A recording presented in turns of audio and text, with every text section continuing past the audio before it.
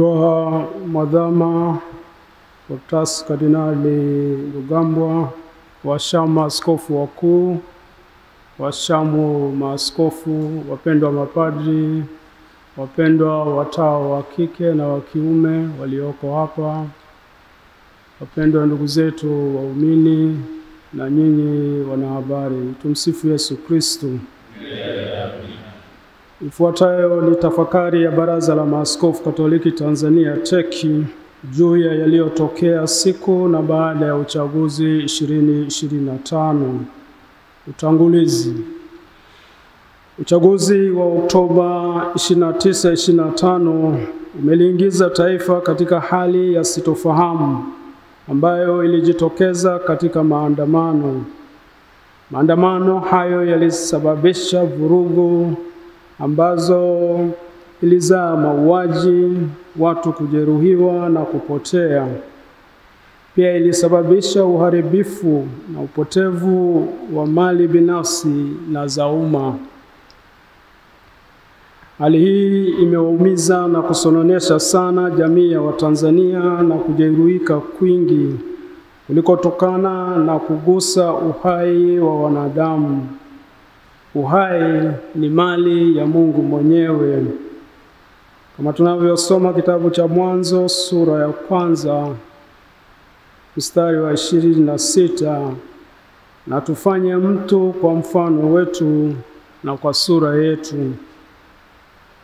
Hali hii imeongeza maumivu, kwani pia kuna waliouawa na kuumizwa wakiwa nyumbani au sehemu za kazi bila kujihusisha kwa namna yoyote na maandamano.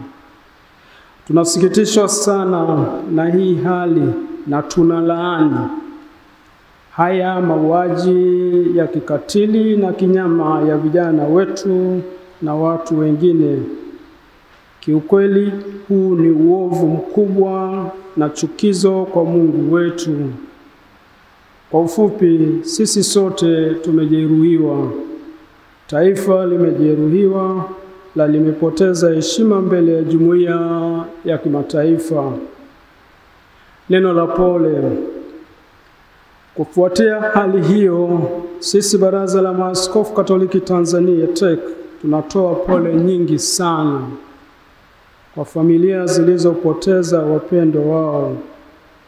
Familia hizi zina maumivu, hasa wale wanafamilia walioona ndugu zao wakiuawa na miili yao kuachwa nje na kunyimwa ruhusa ya kuwachukua ili kuwasitiri au kuwazika.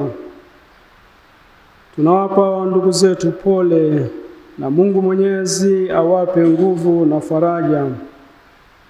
Tunaendelea kuwaombea majeruhi wapate nafuu haraka na kurudi katika majukumu yao na kwenye familia zao. Neno la Mungu liwe kwetu faraja na kitulizo tunaposoma.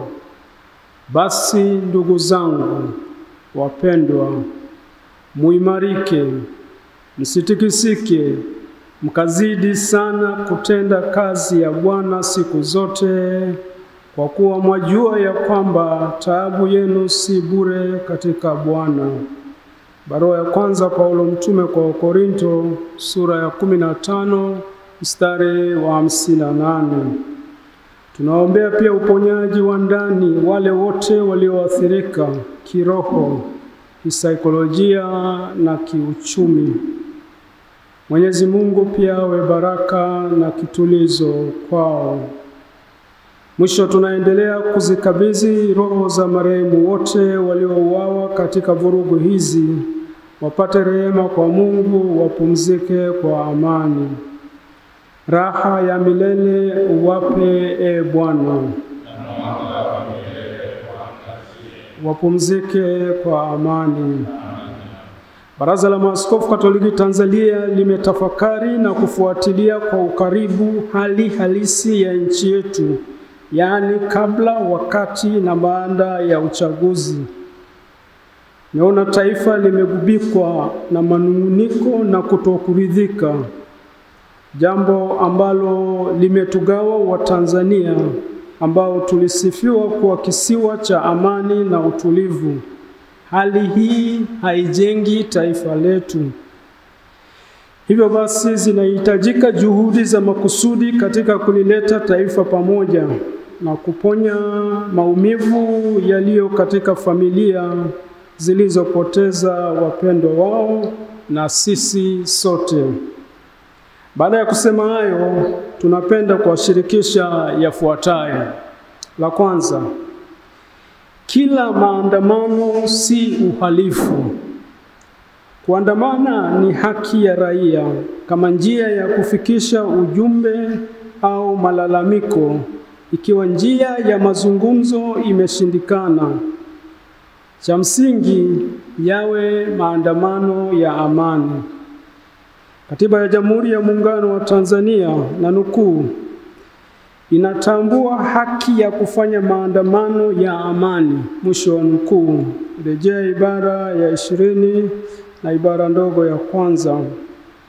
Inasikitisha kuona kuwa waandamanaji waliojitokeza siku ya uchaguzi wote waliwekwa katika mwavuli wa uhalifu. Adhabu ya mwandamanaji sio kuuawa. Katika tafakari yetu tunafikiri kati ya mengine mengi, mambo yafuatayo yalisababisha maandamano. Kwanza, usalama.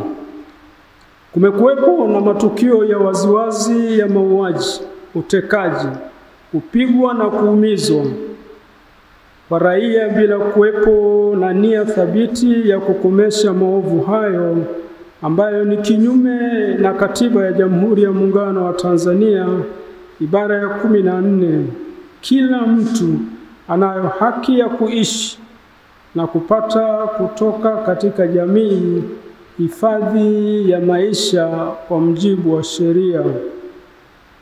Haki hizi zimethibitishwa kukiukwa na vyombo vya ulinzi na wasiojulikana ambao wanaonekana wana nguvu kuliko vyombo vya dola, kama tulivyosema pia wakati mwingine na sehemu zingine.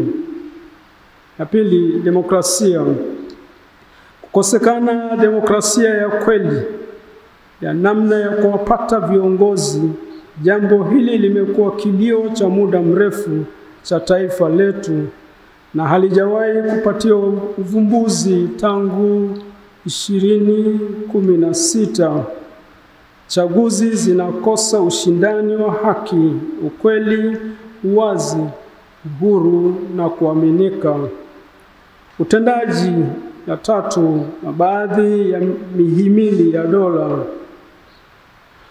Kwa kuchambua maandamano, Baraza la Maaskofu limeng'amua kuwa hasira ya wananchi imechochewa pia na kukosekana mahali pa kupeleka na kufanyiwa kazi malalamiko yao pale haki zao za msingi zinapokiukwa, kwani baadhi ya mihimili kama tunavyofahamu imeingiliwa.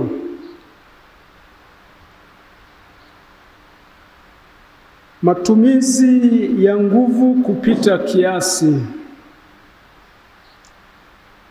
Vifo vilivyotokea vimeonyesha wazi kuwa vyombo vya usalama vimeshindwa kudhibiti maandamano kwa weledi, kwani walitumia silaha za moto. Hii ni kinyume cha utaratibu msingi wa Baraza la Umoja wa Mataifa katika kutumia nguvu na silaha za moto ya mwaka 1990 ambazo zinashauri kwamba silaha za moto zitumike tu kama hakuna njia mbadala ya kulinda maisha. Hata katika vita huwezi kutumia kila aina ya silaha. Maandamano si vita, lakini zimetumika silaha zinazotumika katika vita. Askari waliua ndugu zetu wasio na silaha holela na kwa ukatili mkubwa kama wanyama. Kitu kinachotufanya tujiulize, Binadamu mwenye akili timamu anawezaje kufanya vitendo kama hivyo? Huduma za kitabibu. Kuwakatalia majeruhi haki ya kupata matibabu ni jambo ovu, kwani linakiuka haki ya kupata huduma za kitabibu na pia ni kinyume na maadili ya sayansi ya tiba. Lengo la tiba ni kutunza uhai, ambayo ni zawadi kutoka kwa Mungu na ni haki za kila binadamu. Miili ya waliopoteza maisha. Imethibitika kuwa baadhi ya waliopoteza maisha miili yao haijapatikana. Inasikitisha ya kuwa baadhi ya watu walipotaka kuwazika wapendwa wao hawakuikuta miili hiyo. Tunaomba kama wadau wengine walivyokwishaomba kuwa ni hekima na busara kuwapatia wanafamilia miili ya wapendwa wao, wakaipumzishe au kuisitiri kwa heshima kadiri ya imani ya dini, mila, desturi na tamaduni zao. Imani yetu inatufundisha kuwa kuna maisha baada ya kifo na kifo si mwisho. Maana parapanda italia, wafu watafufuliwa, wasiwe na uharibifu, nasi tutabadilika. Barua ya kwanza ya Paulo mtume kwa Wakorinto, sura ya 15 mstari wa 52. Nini kifanyike ili kuponya taifa letu? Taifa letu limeumizwa na ni hatari, linaweza kugawanyika zaidi. Sisi Baraza la Maaskofu Katoliki Tanzania tunashauri wale wote wenye dhamana ya kutuongoza wazingatie mambo yafuatayo ili kuepusha vurugu na mauaji yasitokee tena. La kwanza, viongozi wenye dhamana. Mamlaka zinazohusika ziendelee kulaani mauaji yaliyofanyika na kukiri ukweli kuwa hawa waliouawa ni ndugu zetu.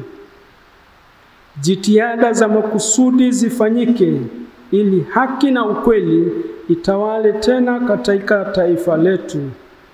Mwenyezi Mungu anatoa onyo kali kwa watawala wasiotenda haki. Wafalme wakitenda yasiyo haki ni chukizo, maana kiti cha enzi huthibitika kwa haki. Mithali sura ya 16 mstari wa 12. Mwanzo wa uponyaji wa taifa letu unahitaji kukubali na kukiri makosa. Namba 2, kuwajibika. Wakuu wa vyombo vya ulinzi na usalama wote waliohusika na mauaji wawajibiki au kuwajibishwa na mamlaka zao za uteuzi. Hasira ya wananchi ipo katika kuona hakuna anayewajibika kwa matendo maovu waliofanyiwa raia. Bwana Yesu anatufundisha, nayo hiyo kweli itawale uhuru. Yohana sura ya 8 mstari wa 32. Namba 3, uchunguzi. Kwa kuwa jambo hili limesababisha maafa, tunashauri ufanyike uchunguzi utakaowashirikisha wadau wa ndani na nje. Wadau tunaowapendekeza watoke kwenye tume huru isiyofungamana na upande wowote, kama jumuiya na taasisi za kimataifa, taasisi za dini, asasi za kiraia na wataalamu wa haki na mambo ya kidemokrasia. Na serikali yetu iwe tayari kupokea na kufanyia kazi ripoti watakayotoa. Hii inaweza kuwa moja hatua muhimu ya kuponya taifa letu. Namba 4, maisha ya uadilifu na uwazi ya viongozi. Tunahimiza viongozi wenye dhamana ya kutuongoza waishi maisha ya uadilifu, uwazi, ukweli na uwajibikaji ili kujenga misingi ya kuaminiana. Namba 5, waliokamatwa. Wale wote waliokamatwa kwa hila, kabla, wakati wa uchaguzi, hata baada, na kuwekwa mahabusu au pasipojulikana, waachiwe huru na bila ya masharti yoyote. Namba 6, katiba mpya na utawala wa sheria. Katiba mpya na utawala wa sheria vimekuwa kilio cha muda mrefu hapa nchini. Mchakato wa katiba mpya yenye kujali utu, usawa, haki, ukweli kwa wote uanze kwa kushirikisha wadau wote, ili tusirudi tena katika machafuko na nchi iongozwe katika misingi ya utawala wa sheria. Kusikiliza wananchi. Siku zote ni vizuri kuwasikiliza na kujali matashi mazuri ya wananchi. Watu wasiposikilizwa watazungumza kwa namna wanayojua wao. Namba 8 na mwisho, sala. Tunatoa mwaliko kwa wananchi wote wa taifa la Tanzania kuendelea kusali na kuyaweka haya yote mikononi mwa Mungu. Tuendelee kusali ili kuiombea haki, ukweli, amani na uponyaji, ili nchi yetu iendelee kukua tubaki kuwa wamoja. Waliofiwa wapate tulizo, walioumizwa wapone na kurudi katika maisha ya kawaida na kwa ndugu zao. Nasi tuombe ili kujenga umoja wa kitaifa kama Yesu anavyotukumbusha, ili wawe na umoja kama sisi tulivyo wamoja. Yohane sura ya 17 mstari wa 22. Hitimisho. Tukumbuke kwamba risasi hazikuwahi kunyamazisha watu, kwani vifo huhamasisha vifo zaidi. Wenye dhamana ya kutuongoza watumie hekima na kutafuta muda wa kusikiliza, ili tuwe na mwanzo mpya. Raia wawe na uhakika wa uhai na usalama wao, ili kurejesha sura nzuri ya nchi yetu.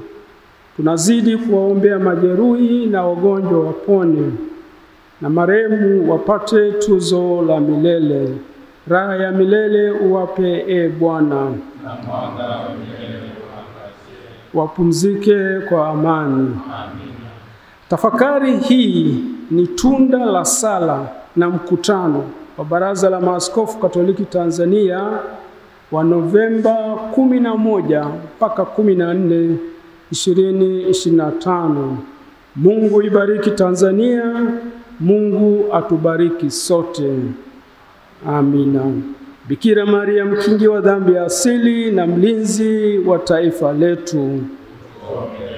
Ni sisi maaskofu wenu Kurasini, Dar es Salaam, Novemba 15, 2025.